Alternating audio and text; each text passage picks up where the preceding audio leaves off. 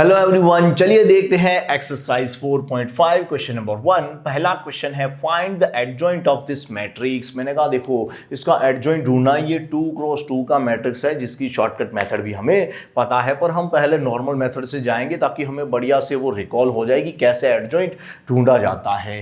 भाई यहाँ पे इसको मैं बुला लेता हूँ, भाई तू है मैट्रिक्स ए इक्वल टू दिया है 1 2 3 4। मैंने कहा देखो यहाँ पे हमें ढूंढना है इसका एडजॉइंट, जिसका मतलब होता है transpose of cofactor matrix. Transpose of cofactor matrix यानी हमें यहां हर एक एलिमेंट के क्या ढूंढने हैं, कोफैक्टर। क्या ढूंढने हैं, कोफैक्टर। यानी कि हमें ढूंढना है C11 C12 C21 C22। मैंने कहा देखो कोफैक्टर का मतलब होता है -1⁻I+J इंटू इट्स माइनर। मैंने कहा देखो -1⁻I+J का फंडा तो हमें डायरेक्टली पता है, उस पर से उसकी हम डायरेक्टली साइन रख सकते हैं। जैसे यहाँ पे हमें पता ही है कि पहली साइन आती थी प्लस, उसके बाद यहाँ माइनस, यहाँ प्लस हो तो यहाँ भी माइनस और यहाँ पे आती है हमेशा प्लस। ये डायरेक्टली हमें पता है और कैसे आया वो भी मैं पहले बता चुका हूं। अब मैंने कहा यहाँ पे साथ में हमें लिखना होता है माइनर। उसके लिए हम क्या करेंगे, जो भी एलिमेंट दिया हो उसकी रो एंड कॉलम को रिमूव कर देंगे, तो बचा क्या 4, यानी 4 हमारा क्या होगा यहाँ पे आंसर। सेम वे अगर इसकी बात करें तो 2 की रो एंड कॉलम रिमूव करेंगे तो बचा क्या यहाँ पे 3, तो यहाँ पे हमें लिख देना है 3। सेम वे अगर इसकी बात करें तो क्या होगा, इसकी रो एंड कॉलम रिमूव करने पर बचा 2, तो यहाँ पे हमें लिख देना है 2। C22 यानी 4 की बात करें तो उसकी रो एंड कॉलम रिमूव करने पर बचेगा यहाँ पे 1, तो वो हमें लिख देना है। सारे कोफैक्टर मिल गए तो क्यों ना यहाँ पे लिख दिया जाए। अगर मैं यहाँ पे लिखूंगा तो कुछ इस तरह से होगा 4, यहाँ पे है -3, यहाँ पे है -2 and 1, तो यहाँ लिखना है -2 and 1। मैंने कहा देखो यहाँ पे ट्रांसपोज लिखा है तो हम क्या करेंगे, रो का कॉलम में ट्रांसपोज करेंगे, मतलब ट्रांसफर करेंगे। तो क्या होगा यहाँ पे 4 -3 -2 and 1, ये क्या मुझे मिल गया, एडजॉइंट ऑफ ए। तो तभी बच्चे ने कहा सर जी यहाँ पे और यहाँ पे कोई ज्यादा अंतर नहीं है। अगर किसी भी मैट्रिक्स का मतलब 2 क्रॉस 2 का मैट्रिक्स हो, उसका एडजॉइंट ढूंढना हो ना, तो हम अगर प्रिंसिपल डायगोनल के एलिमेंट को स्वाइप कर दे, मतलब बदल दे, और जो सेकेंडरी डायगोनल है, जो ऑफ डायगोनल है, वहां माइनस से मल्टीप्लाई कर दे, तो देखो हमें डायरेक्टली एडजॉइंट मिल सकता है। मैंने कहा सही बात है, तो इसे आप याद रख सकते हो। फॉर एग्जाम्पल कभी आपको ऐसा दे दे कि भाई find adjoint of this matrix A B C and D, तो आप डायरेक्टली कह सकते हो कि adjoint of A equal to क्या करना है, ये प्रिंसिपल डायगोनल के एलिमेंट को बदलना है, मतलब यहाँ D and A आ जाएगा और यहाँ पे सिर्फ माइनस की साइन लगानी है, तो ये हमारा आ गया एडजॉइंट ऑफ A। तो इस तरह से आप डायरेक्ट भी इसे ढूंढ सकते हो। चलिए देखते हैं अगला क्वेश्चन। अगला क्वेश्चन है question number 2, find the adjoint of this matrix. मैंने कहा देखो पहला काम करेंगे यहाँ पे इसको नाम देने का कि भाई ये है suppose matrix A which is equal to 1 -1 2 2 3 5 -2 0 and 1। यहां ढूंढना है हमें इसका एडजॉइंट। एडजॉइंट ऑफ ए का मतलब हर कोई जानता है, transpose of cofactor matrix. Transpose of cofactor matrix यानी हमें पहला काम करना है यहाँ पे इन सभी एलिमेंट के कोफैक्टर ढूंढना है। तो यहाँ पे लिख देते हैं C11 C12 C13, उसके बाद आएगा C21 C22 C23, उसके बाद C31 C32 C33।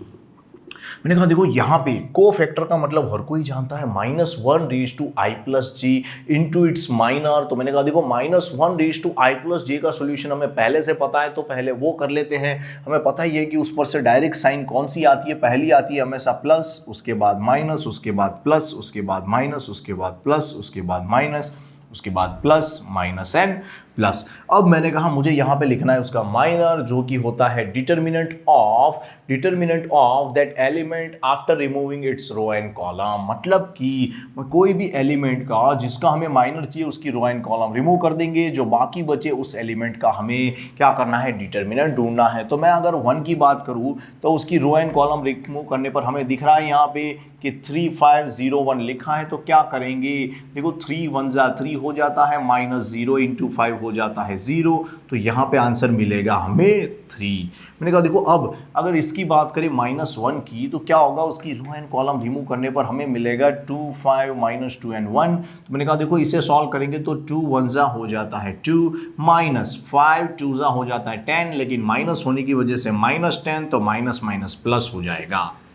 मैंने कहा 10 + 2 हो जाता है 12, यहाँ माइनस था तो यहाँ आएगा -12। अगर C13 की बात करें मतलब 2 की बात करें तो उसकी रो एंड कॉलम रिमूव करने पर कुछ यही एलिमेंट बचेंगे, तो क्या होगा 0 × 2 = 0 माइनस यहाँ पे 3 × -2 = -6, तो यहाँ माइनस माइनस प्लस हो जाएगा, तो फाइनल आंसर मिला हमें 6। C21 की बात करें मतलब इस 2 की बात करें तो इसकी रो एंड कॉलम रिमूव करने पर हमें मिलेगा -1 2 0 एंड 1, तो यहाँ मल्टीप्लाई करने पर 1 × -1 is actually -1 minus 0 × 2 is actually 0, तो ये 0 लिखने की जरूरत नहीं है, माइनस माइनस प्लस हो जाएगा, इसलिए हमें मिलेगा सिर्फ 1। C22 यानी 3 की बात करें तो उसकी रो एंड कॉलम रिमूव करने पर हमें मिलेगा 1 2 -2 एंड 1, तो क्या होगा पहले होगा 1 1 जा 1 माइनस यहाँ पे 2 × -2 इज -4, तो माइनस माइनस यहाँ पे +4 हो जाता है, मैंने कहा 4 + 1 हो जाता है 5।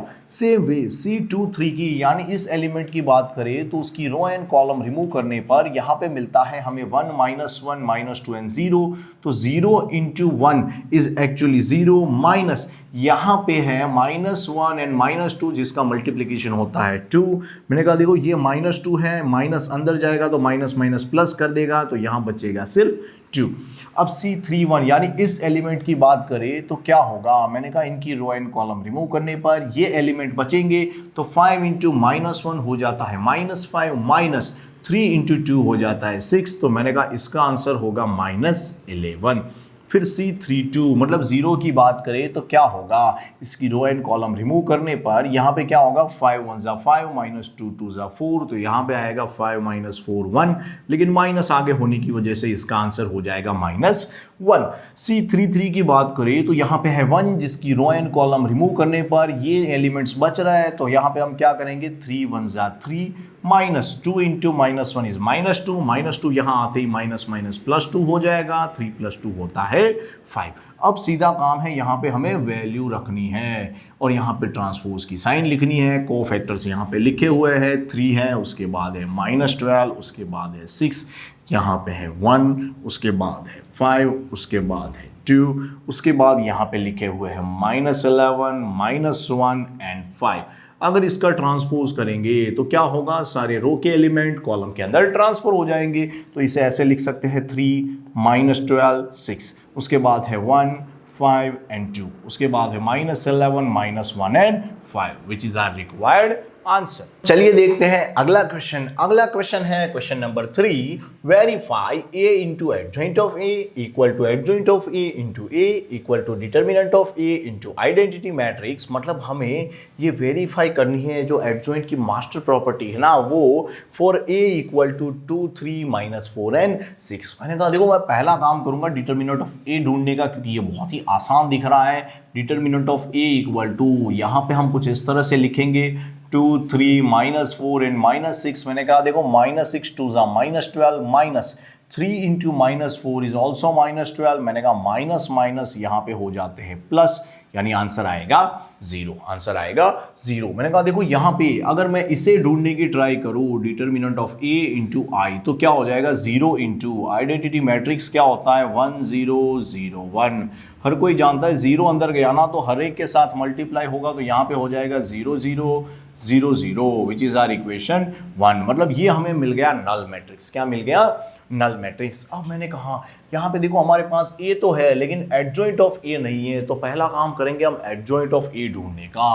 देखो एडजॉइंट ऑफ a ढूंढना ना कोई बड़ी बात नहीं है, बच्चा बच्चा जानता है कि सर जी इसकी हमने डायरेक्ट मेथड सीख के रखी है। क्या करते थे हम, जो भी प्रिंसिपल डायगोनल के एलिमेंट होते हैं उसे स्वाइप कर देते थे, मतलब -6 एंड 2 लिख देना है और यहाँ पे हम माइनस की साइन लगाते थे। यहाँ माइनस की साइन लगाने पर -3, यहाँ माइनस की साइन लगाने पर माइनस माइनस प्लस हो जाएगा, तो यहाँ बचेगा 4। तो इस तरह से हम डायरेक्टली एडजॉइंट ऑफ ए ढूंढ सकते हैं। अब ये मिल गया तो मैंने कहा बहुत आसान सी बात है, यहाँ पे हम पहला काम करेंगे ए इंटू एडजॉइंट ऑफ ए ढूंढने का। देखो ए यहाँ पे हमारे पास दिया हुआ है 2 3 -4 and -6। उसके बाद एडजॉइंट की बात करें तो यहाँ पे है -6 -3 4 and 2। अब अगर मल्टीप्लाई करेंगे तो कुछ इस तरह से होगा। देखो ये रो इस कॉलम के पास जाएगी तो यहाँ पे होगा -12, ये होगा +12, ये होगा -12 एंड +12। अच्छा सेम वे यहाँ जाएगी तो क्या होगा, देखो -6 +6, क्योंकि 2 × -3 इज -6 और ये 3 2 6। तो यानी मैं लिखूंगा यहाँ पे -6 एंड +6। मैंने कहा देखो यहाँ पे जाएंगे तो क्या होगा, this will become minus minus plus, तो 24 -24 यहाँ पे आएगा 24 -24। यहाँ पे क्या होगा, दिस विल बिकम 12, यहाँ पे -12 12 -12, तो यहाँ होगा 12 -12। यानी यहाँ पे भी देखो हम देखेंगे तो पता चल जाएगा यहाँ 0 0 0 एंड 0 कुछ इस तरह से आएगा, जिसे मैंने इक्वेशन 2 बुला लिया। मैंने कहा देखो अब एक ही चीज बाकी है, adjoint of A into A, तो चलिए उसे भी ढूंढ लेते हैं। Adjoint of A into A equal to क्या होगा, एडजॉइंट ऑफ ए तो यही हमें दिख रहा है -6 -3 4 एंड 2 इंटू हमें करना है ए, तो ए हमें यहाँ दिख रहा है कि 2 3 -4 एंड -6। अब चलिए मल्टीप्लिकेशन करके देखते हैं कि क्या होगा। देखो यहाँ पे मल्टीप्लिकेशन होगा तो -12, इनका आंसर होगा माइनस माइनस +12, तो यहाँ -12 +12। यहाँ पे क्या होगा, देखो 6 3 18, लेकिन माइनस है तो -18, यहाँ माइनस माइनस प्लस, 3 6 18, तो यहाँ पे होगा -18 एंड +18। यहाँ पे क्या होगा, मैंने कहा 4 2 8 -8, यहाँ पे हो जाएगा 8 एंड -8, यहाँ पे हो जाएगा 12 -12, यहाँ पे हो जाएगा 12 एंड -12। मैंने कहा सीधी बात है, यहाँ बच्चा समझ गया सर जी, 0 0 0 एंड 0 आंसर आएगा, मतलब यहाँ पे हर जगह 0 विच इज इक्वेशन 3। तो हमें पता चल गया फ्रॉम 1 2 एंड 3, फ्रॉम 1 2 एंड 3 सबके आंसर इक्वल आ रहा है, तो मैं कह सकता हूँ a into adjoint of a equal to adjoint of a into a equal to हो जाता है determinant of a into I, hence verified, क्योंकि तीनों के आंसर कैसे आ रहे हैं, इक्वल। चलिए देखते हैं अगला क्वेश्चन। अगला क्वेश्चन है question number 4, verify a into adjoint of a equal to adjoint of a into a equal to determinant of a into I. मतलब हमें वही एडजॉइंट की प्रॉपर्टी वेरीफाई करनी है फॉर दिस मैट्रिक्स, मतलब 3x3 के मैट्रिक्स के लिए। मैंने कहा कोई बात नहीं, कर लेते हैं। पहला काम करेंगे डिटर्मिनेंट ढूंढने का, क्योंकि बहुत आसान है, बहुत प्रैक्टिस की है कि भाई अगर डिटर्मिनेंट ऑफ a की बात करें तो कुछ इस तरह से आएगा 1 -1 2 3 0 -2 1 0 3। इसे अगर सॉल्व करेंगे तो कुछ इस तरह से होगा, देखो 1, फिर हम ब्रैकेट करते थे, यहाँ पे माइनस लगाते थे, लेकिन यहाँ -1 है तो माइनस माइनस +1 हो जाएगा, फिर ब्रैकेट, यहाँ पे होता था +2 फिर ब्रैकेट। मैंने कहा देखो यहाँ पे 1 की बात करें तो उसकी रो एंड कॉलम रिमूव करने पर हमें दिख रहा है कि यहाँ 0 -0 इज एक्चुअली 0। अब अगर -1 की बात करें तो देखो यहाँ पे 3 3 9 माइनस, यहाँ पे -2, तो यहाँ पे हो जाएगा 9 माइनस -2 माइनस माइनस +2 हो जाएगा। मैंने कहा देखो इसे सॉल्व करेंगे 2 के लिए तो क्या होगा, यहाँ 0 -0 इज एक्चुअली 0। मैंने कहा देखो ये तो 0, ये भी 0, तो यहाँ 9 + 2 हो जाएगा 11 विच इज आवर आंसर। मैंने कहा देखो अब हमें ढूंढना है determinant of a into I, which is very easy. Determinant of a into I ढूंढेंगे तो डिटर्मिनेंट ऑफ a था 11, आइडेंटिटी मैट्रिक्स होता है 1 0 0 0 1 0 0 0 1। अगर मैं 11 को अंदर भेजूँ तो कुछ ये इस तरह से दिखेगा 11 0 0 0 11 0 0 0 11। मैंने इसे इक्वेशन 1 दे दिया, इसे बुला लिया यू आर इक्वेशन 1। फिर मैंने कहा मुझे ये तो मिल गया, अब ये ढूंढने के लिए कहीं ना कहीं मेरा ध्यान था एडजॉइंट ऑफ ए पे कि मुझे ये पहले ढूंढना पड़ेगा। और बच्चा जानता है सर जी एडजॉइंट ऑफ ए का मतलब होता है ट्रांसपोज ऑफ कोफैक्टर मैट्रिक्स, मतलब कि आपको जो कोफैक्टर मिलेंगे ना सारे एलिमेंट के, उसका बाद में ट्रांसपोज कर देना। हमने कहा ठीक है भाई, पहले कोफैक्टर ढूंढ लेते हैं जो कि होते हैं C11 C12, C13, C21, C22, C23, उसके बाद C31, C32, C33। मैंने कहा देखो पहला काम करेंगे साइन लगाने का, क्योंकि हमें पता है कि -1⁻⁻⁰ की हमने डायरेक्टली साइन लगा देते हैं। ठीक है, यहाँ पे आ जाएगा प्लस, यहाँ पे माइनस, यहाँ पे प्लस, यहाँ पे माइनस, यहाँ पे प्लस, यहाँ पे माइनस, यहाँ पे हो जाएगा प्लस, उसके बाद माइनस, उसके बाद प्लस। मैंने कहा अब हमें ढूंढने हैं सिर्फ माइनर, क्योंकि इसके साथ हमें माइनर को मल्टीप्लाई करना होता है। मैंने कहा सीधी बात है। यहाँ पे देखो पहले 3 एलिमेंट है ना जो, उसके माइनर तो यही लिखे होते हैं, तो मैं डायरेक्टली भी कॉपी कर सकता हूँ, पर मैंने कहा सिस्टमेटिकली ढूंढ लेते हैं कि 1 की बात करें तो उसकी रो एंड कॉलम रिमूव करने पर देखो 0 -0 इज एक्चुअली 0, लिखने की जरूरत नहीं है।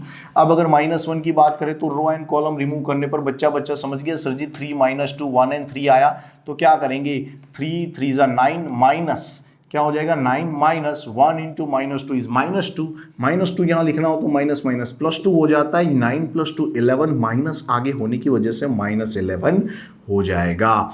मैंने कहा देखो C13 मतलब इसकी बात करें तो यहाँ पे हमें दिख रहा है कि भाई 0 -0 इज एक्चुअली 0, तो हमें तीसरा एलिमेंट मिला 0। C21, अच्छा C21 की बात करें तो ये है, तो इसकी अगर रो एंड कॉलम रिमूव करेंगे तो क्या होगा, यहाँ पे -3 -0, तो यहाँ पे आ जाएगा -3। मैंने कहा माइनस माइनस हो जाता है +3। अब C22 मतलब 0 की बात करेंगे तो उसकी रो एंड कॉलम रिमूव करने पर 3 - 2 इज एक्चुअली 1।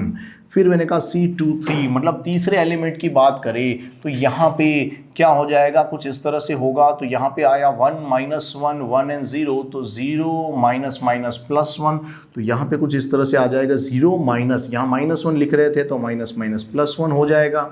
आगे एक और माइनस होने की वजह से यहाँ आ जाएगा -1। मैंने कहा देखो यहाँ पे अब C31 की बात करें तो 1 के लिए हम इसकी रो एंड कॉलम को रिमूव करेंगे, तो यहाँ पे हो जाएगा माइनस माइनस प्लस, 2 1 = 2 -0, यानी बचेगा यहाँ पे सिर्फ 2। मैंने कहा C32 मतलब यहाँ हम 0 की बात करेंगे तो रो एंड कॉलम रिमूव करने पर यहाँ बचता है 1 2 3 एंड -2, तो यहाँ पे आएगा -2 -6 -2 -6 एक्चुअली -8 होता है, आगे माइनस होने की वजह से माइनस माइनस प्लस हो जाता है। C33 मतलब लास्ट एलिमेंट की बात करें तो कुछ इस तरह से होगा, यहाँ पे रो एंड कॉलम रिमूव करने पर यहाँ 0 माइनस ये -3, तो यहाँ पे हम लिखेंगे 0 माइनस -3 मतलब माइनस माइनस +3, तो इसका आंसर आ गया 3। अब बस यहाँ पे हमें इसे लिख देना है, तो यहाँ पे मैं लिखूंगा 0, उसके बाद है यहाँ -11, उसके बाद है 0, उसके बाद है यहाँ पे 3, उसके बाद है 1, यहाँ पे -1, यहाँ पे है 2 8 एंड 3। अगर इसका ट्रांसपोज लेंगे तो क्या होगा, सारे एलिमेंट रो के कॉलम में ट्रांसफर हो जाएंगे, तो यहाँ पे कुछ ऐसे लिखेंगे 0 -11 0, यहाँ पे 3 1 -1, यहाँ पे 2 8 एंड 3। मैंने कहा देखो मुझे एडजॉइंट तो मिल गया, अब सीधा काम है मुझे उसको a से मल्टीप्लाई करना है। तो मैंने कहा देखो अगर मैं a into adjoint of a करता हूँ तो यहाँ पे कुछ इस तरह से आएगा, a मेरे पास था 1 -1 2, उसके बाद 3 0 -2 1 0 3, साथ में हमें लिखना है एडजॉइंट ऑफ e ये रहा 0 3 2, उसके बाद है -11 1 8, उसके बाद है 0 -1 एंड 3। अगर प्रोडक्ट करने की कोशिश करूंगा तो कुछ इस तरह से होगा कि भाई यहाँ पे रो कॉलम के साथ भिड़ेगी, तो देखो 0 यहाँ माइनस माइनस +11 +0, यानी 0 + 11 + 0 हो जाता है 11। फिर यहाँ पे क्या होगा, मैंने कहा देखो 3, ठीक है, यहाँ पे फिर हो जाएगा -1 और यहाँ पे -2। मैंने कहा देखो 3 में से 1 गया तो 2 बचा, 2 - 2 इज एक्चुअली 0। सेम वे यहाँ पे क्या होगा, देखो यहाँ पे हो जाएगा कि भाई ये इसके पास जाएगी तो क्या होगा 2 -8 + 6। मैंने कहा देखो 2 -8 इज -6, यहाँ पे है +6, तो यहाँ पे हो जाएगा फाइनल आंसर 0। सेम वे अगर इसको इसके साथ मल्टीप्लाई करेंगे तो देखो क्या होगा 0, यहाँ पे भी 0, यहाँ पे भी 0, तो यहाँ आ जाएगा 0। सेम वे यहाँ पे कोशिश करेंगे तो 3, ठीक है, यहाँ पे 3 3 = 9, फिर यहाँ पे क्या हो जाएगा, यहाँ पे आ जाएगा 0, यहाँ पे हो जाएगा -2, तो 3 3 = 9 प्लस यहाँ पे 0 +2, तो 9 + 2 इज एक्चुअली 11। फिर क्या होगा, यहाँ पे 3 2 = 6 +0, फिर यहाँ पे क्या हो जाएगा -6, तो मैंने कहा देखो यार 6 - 6 तो हो जाता है 0। फिर यहाँ पे तीसरी रो इन सभी कॉलम के पास जाएगी तो क्या होगा, देखो यहाँ पे 0 0 0, तो यहाँ पे हो जाएगा आंसर फाइनली 0। फिर यहाँ पे क्या हो जाएगा, देखो 3 1 = 3, यहाँ पे है 0, फिर 3 इंटू -1 इज -3, तो पहले 3 मिला था फिर -3 मिला, तो हमें पता है उसका आंसर हो जाता है 0। फिर यहाँ पे क्या होगा, यही रो इसके साथ जाएगी तो क्या होगा, यहाँ पे 2 1 2 +0 +3 3 9, तो बच्चा समझ गया सर जी 2 + 9 हो जाता है 11, तो मैंने इसे बुला लिया इक्वेशन 2। अब मैंने कहा कि भाई मुझे ये a into adjoint of a मिल चुका है, तो मुझे adjoint of a into a ही ढूंढना बाकी है, तो चलिए उसे भी ढूंढते हैं कि भाई एडजॉइंट ऑफ a इंटू ए क्या होगा। एडजॉइंट ऑफ ए यहाँ पे हमने लिखा हुआ है तो वहीं से कॉपी कर लेते हैं, 0 3 2 -11 1 8 0 -1 and 3 इंटू हमें लिखना है ए भी यहाँ लिखा हुआ है तो कॉपी कर लेते हैं, 1 -1 2 3 0 -2 1 0 3। तो मैंने कहा देखो अब सिर्फ मल्टीप्लाई करना है कि भाई यहाँ पे रो कॉलम के पास जाएगी तो क्या होगा, देखो 0 + 9 +2 तो हो जाता है वो 11, फिर यहाँ पे हो जाता है 0 0 0, तो फाइनल आंसर 0। यहाँ पे हो जाता है 0, फिर यहाँ पे हो जाता है -6, यहाँ पे +6, तो क्या हो जाएगा फाइनली 0। मैंने कहा अब इसके सब के साथ बात करेंगे तो क्या होगा, -11 +3 +8, तो मैंने कहा देखो -11 +3 is -8, -8 +8 is actually 0। Same way यहाँ बात करेंगे तो -11 +0 +0, तो यहाँ पे हो जाएगा 11, यहाँ पे हो जाएगा एक्चुअली -22, फिर यहाँ पे हो जाएगा क्या, यहाँ पे हो जाएगा -2 और यहाँ पे हो जाएगा 24। मैंने कहा देखो यहाँ पे -11 2 -22, उसके बाद -2 था तो -24 और यहाँ पे आता +24, इसलिए फाइनली होगा 0 आंसर। सेम वे यहाँ पे क्या होगा, 0, यहाँ पे -3 +3 जो देगा हमें 0। सेम वे यहाँ पे क्या होगा, यहाँ पे होगा 0 0 0, तो यहाँ पे लिख देंगे 0। यहाँ पे क्या हो जाएगा 0, यहाँ पे क्या हो जाएगा, मैंने कहा इसका आंसर हो जाएगा 2 और यहाँ पे 3 3 9, तो 9 + 2 हो जाता है 11 विच इज इक्वेशन 3। तो हमें फ्रॉम 1 2 and 3 हम कह सकते हैं कि भाई ये determinant of a into I equal to हमें मिला a into adjoint of a equal to हमें मिला था adjoint of a into a, hence it is verified. चलिए देखते हैं अगला क्वेश्चन। अगला क्वेश्चन है find inverse of this matrix. मैंने कहा पहले काम करेंगे इसको नाम देने का। सपोज ये है matrix A equal to 2 -2 4 and 3। हर कोई जानता है इनवर्स का मतलब हो जाता है A इनवर्स, जिसका फॉर्मूला हमारे पास था 1 determinant of A into adjoint of A। बच्चे ने कहा सर डिटर्मिनेंट ऑफ ए ढूंढना तो बहुत आसान है। मैंने कहा सिंपल सी बात है, determinant of A equal to हो जाता है 3 2 6 -4 इंटू -2 इज -8। मैंने कहा देखो यहाँ पे माइनस माइनस प्लस हो जाएगा तो 8 + 6 हो जाता है 14 which is not equal to 0। और हर कोई जानता है कि अगर determinant of A not equal to 0 आया ना, मतलब नॉन सिंगुलर मैट्रिक्स होगा और इसका मतलब हो गया कि ए इनवर्स एग्जिस्ट है, ए इनवर्स एग्जिस्ट है। अच्छा, बच्चे ने कहा सर जी यानी ये फॉर्मूला काम करेगा? मैंने कहा बिल्कुल करेगा। और 2 क्रॉस 2 का मैट्रिक्स दिया है तो उसका एडजॉइंट ढूंढना भी बहुत आसान है। हर बच्चा जानता है कि जो प्रिंसिपल डायगोनल के एलिमेंट होते हैं इसे हमें स्वाइप कर देना है, मतलब बदल देना है, तो यहाँ 3 यहाँ 2 आ जाएगा। और सेकेंडरी डायगोनल में माइनस से मल्टीप्लाई करना है तो यहाँ माइनस माइनस +2 और यहाँ पे -4 हो जाएगा। बस इसकी वैल्यू यहाँ पे हम लिख देते हैं। देखो डिटर्मिनेंट ऑफ ए है हमारे पास 14, एडजॉइंट ऑफ ए हमारे पास है 3 2, यहाँ पे -4 and 2, तो बस कुछ नहीं, यहाँ पे अगर 14 को डिवाइड में भेजूँ तो देखो यहाँ 3/14, यहाँ 2/14, -4/14, यहाँ पे 2/14। अगर आप इसे कुछ करेक्शन मतलब यहाँ पे सिंपलेस्ट फॉर्म में लिखना चाहो तो कुछ इस तरह से कह सकते हो 3/14, दिस इज 1/7। देखो यहाँ पे क्या हो जाएगा -2/7 और यहाँ पे 1/7 which is our required answer. ठीक, चलिए देखते हैं अगला क्वेश्चन। अगला क्वेश्चन है question number 6, find the inverse of this matrix. मैंने कहा सिंपल सी बात है यार, पहला काम हम करेंगे डिटर्मिनेंट ऑफ ए ढूंढने का, क्योंकि ये बताता है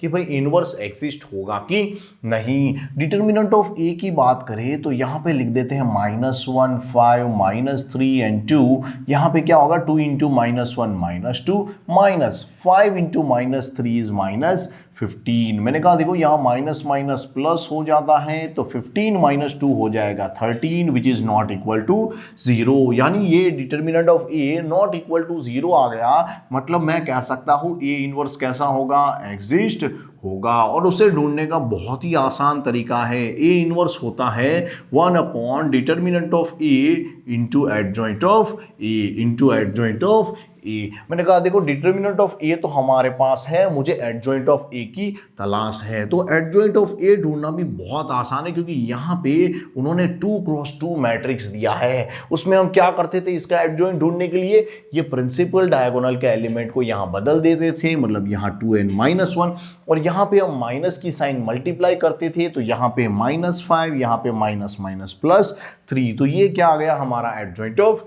ए। मैंने कहा देखो यहाँ पे वैल्यू रखते हैं 1 अपॉन, यहाँ पे आ जाएगा 13, यहाँ पे एडजॉइंट ऑफ ए है 2 -5 3n-1। अगर इसे यहाँ भेजूंगा अंदर तो कुछ इस तरह से दिखेगा 2/13 -5/13, यहाँ पे 3/13, यहाँ -1/13 which is our required answer. चलिए देखते हैं अगला क्वेश्चन। अगला क्वेश्चन है find the inverse of this matrix. मैंने कहा देखो अगर मैं इसका नाम मैट्रिक्स ए दे दूं कि भाई सपोज ये है मैट्रिक्स ए इक्वल टू 1 2 3 0 2 4 0 0 5, हमें यहाँ पे इसका इनवर्स ढूंढना है। बच्चा जानता है सर जी इनवर्स का फॉर्मूला होता है A inverse equal to 1 upon determinant of A into adjoint of A. तो पहला काम हमारा होगा डिटर्मिनेंट ढूंढने का, क्योंकि उससे हमें पता चल जाता है कि क्या इनवर्स एग्जिस्ट है कि नहीं। तो मैंने कहा देखो डिटर्मिनेंट ऑफ ए ढूंढेंगे ना, कुछ इस तरह से होगा 1 फिर ब्रैकेट। क्यों? क्योंकि यहाँ मैं अगर कॉलम से सॉल्व करता तो 1, उसके बाद 0 0 आते, इसलिए सारी चीज़ें चली जाती। तो 1 से अगर सॉल्व करूँ तो कुछ इस तरह से होने वाला है 5 2 10 -0 इंटू 4 इज 0, तो हमें आंसर मिलेगा 10 which is not equal to 0। मतलब मैं कह सकता हूँ ए इनवर्स एग्जिस्ट है, ए इनवर्स एग्जिस्ट है, तो मैं उसे ढूंढ सकता हूँ। मैंने कहा देखो अब डिटर्मिनेंट ऑफ ए मिल गया, अब मुझे जरूरत पड़ेगी एडजॉइंट ऑफ ए की, अब मुझे जरूरत पड़ेगी एडजॉइंट ऑफ ए की। और हर कोई जानता है कि एडजॉइंट ऑफ ए होता है transpose of cofactor matrix, transpose of cofactor matrix, यानी कि मुझे हर एक एलिमेंट के कोफैक्टर ढूंढने पड़ेंगे। तो मैंने कहा ठीक है भाई चलिए ढूंढते हैं। C11 C12 C13 C21 C22 C23 C31 C32 C33।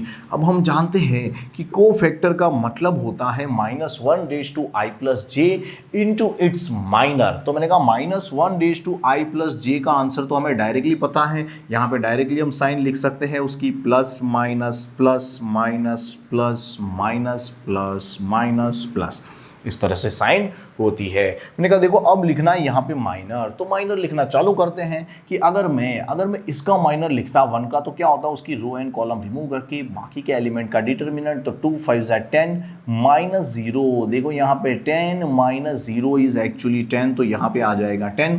फिर अगर 2 के लिए कोशिश करूँ तो क्या होगा, देखो 2 के लिए अगर मैं रो एंड कॉलम को रिमूव करूँ तो यहाँ पे क्या हो जाएगा, यहाँ पे हो जाएगा 0 -0 इज एक्चुअली 0। फिर अगर इस 3 के लिए ट्राई करूँ तो क्या हो जाएगा, 0 -0 is actually 0। Same way C21 मतलब इस एलिमेंट के लिए अगर कोशिश करूँ तो क्या होगा, इसकी मैं रो एंड कॉलम रिमूव करूंगा तो कुछ इस तरह से हमें दिखेगा कि भाई यहाँ पे 2 3 0 5, तो हो जाएगा 5 2 10 -0, तो यहाँ पे बचेगा 10। C22 मतलब इस 2 की बात करें तो कुछ इस तरह से होगा, देखो यहाँ पे 2 है तो अच्छे से दिखेगा, इसकी मैं कॉलम एंड रो रिमूव करूंगा तो हमें 1 3 0 5 दिखेंगे, तो 5 1 5 -0 वो हो जाता है 5। फिर यहाँ पे है C23 मतलब कि यहाँ मुझे 4 की बात करनी है, तो मैं 4 की कॉलम एंड रो रिमूव करूंगा तो यहाँ पे हो जाएगा 0 -0 इज एक्चुअली 0। मैंने कहा देखो C31 मतलब इस 0 की बात करेंगे तो उसकी रो एंड कॉलम रिमूव करने पर हम क्या करेंगे, 4 2 8 -2 3 6, तो यहाँ पे हम जानते हैं 8 6 हो जाता है 2। मैंने कहा देखो यहाँ पे C32 मतलब इस 0 की बात करेंगे तो उसकी रो एंड कॉलम इस तरह से रिमूव करेंगे तो हमें दिखेगा 1 3 0 4, तो 4 1 4 -0 हो जाता है 4। अब C33 मतलब लास्ट एलिमेंट ये 5, इसकी रो एंड कॉलम रिमूव करने पर हमें पता है कि 2 1 जा 2 माइनस 0 हो जाता है 2। तो हमें सारे कोफैक्टर मिल गए। चलिए लिख लेते हैं कि भाई यहाँ पे अगर लिखेंगे तो क्या होगा। देखो यहाँ पे पहला एलिमेंट है 10, उसके बाद है 0, उसके बाद फिर से 0, उसके बाद -10, उसके बाद है 5, उसके बाद है यहाँ 0, उसके बाद है 2 -4 एंड 2। इसका ट्रांसपोज लेंगे तो हमें मिल जाएगा एडजॉइंट ऑफ ए। तो चलिए उसका ट्रांसपोज लेके मैं यहाँ लिखने की कोशिश करता हूँ कि भाई यहाँ पे अगर लिखेंगे तो कुछ इस तरह से दिखेगा 10 0 0, यहाँ पे -10 5 0 2 -4 2। क्या किया मैंने, रो को कॉलम में बदल दिया, दैट मीन्स ट्रांसपोज किया। मैंने कहा था अब मैं क्या करूंगा, 1 अपॉन डिटर्मिनेंट ऑफ ए मुझे मिला था 10। अब मैं एडजॉइंट ऑफ ए यहाँ लिख देता हूँ, वो है हमारा प्यारा 10 -10 2, फिर है 0 5 -4, फिर है 0 0 2। अगर मैं इस 10 को हर एक के नीचे डिवाइड में भेजूँ तो कुछ इस तरह से होगा कि भाई देखो 10 अपॉन 10 हो जाता है 1, -10 अपॉन 10 इज एक्चुअली -1, फिर यहाँ पे हो जाएगा 1 अपॉन 5, यहाँ पे हो जाएगा 0, 5 अपॉन 10 हो जाता है 1/2, यहाँ पे देखो यहाँ पे -4 अपॉन 10 है तो 2 5 जा 10 होता है, लेकिन एक 2 बच जाएगा तो -2 अपॉन 5, फिर यहाँ पे तो 0 0, 2 अपॉन 10 क्या हो जाता है 1 अपॉन 5। तो ये आ गया हमारा A inverse, which is our required answer. Thank you.